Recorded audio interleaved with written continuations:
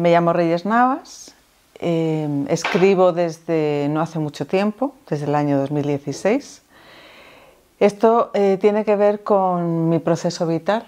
Yo soy abogada de formación, intenté ser jueza durante un tiempo hasta que me decepcionó la judicatura.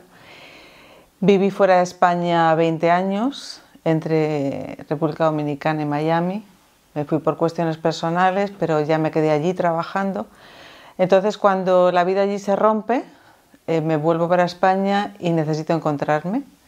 Siempre me había gustado escribir, pero lo que escribía eran textos jurídicos, básicamente. Entonces empecé a conocer, había leído mucho, pero no sabía leer ni sabía escribir literatura.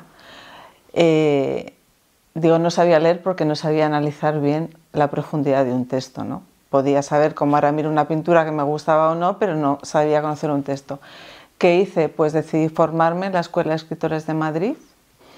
En el año 2017 inicié un máster y a partir de ahí ha sido lo más fuerte que me ha pasado en la vida.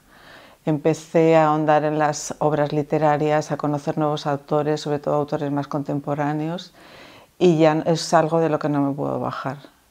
Entonces publiqué la primera novela del primer año del máster, la autopubliqué, que se llama Mascaritos. Es una historia ambientada en mi infancia. Mascaritos son los carnavales, como les llamamos en mi pueblo, un pueblo de Madrid. Y después, el segundo proyecto, el segundo año, se llama De 3 a 5 minutos.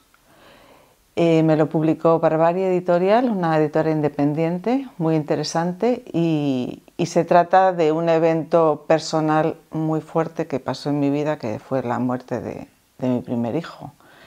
Entonces, a partir de ahí creé una ficción, una novela en torno a ese evento y bueno, me fue muy bien. Tuvimos segunda edición. Ahora conocí a María Esther. Hicimos este proyecto de Partirse en Dos, de mujeres migrantes, porque yo también he emigrado. Y me van a publicar una tercera novela el año que viene, que se llama Puzzle de una escena de caza, ambientada en un sitio rural. Es como una especie de obra de teatro. Dos mujeres encerradas en una casa con un muerto, que es el padre de la protagonista. Y estoy muy ilusionada con todo lo que viene.